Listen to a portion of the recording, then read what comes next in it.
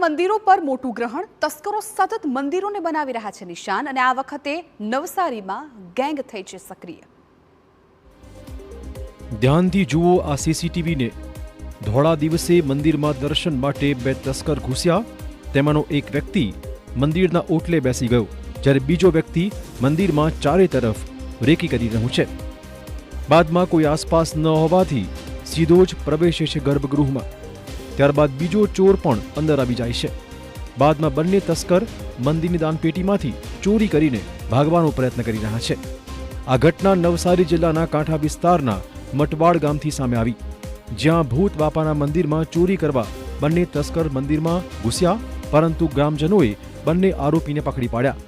બાદમાં બંને તસ્કરોને કાન પકડીને માફી મંગાવાઈ અને પોલીસના હવાલે કરાયા।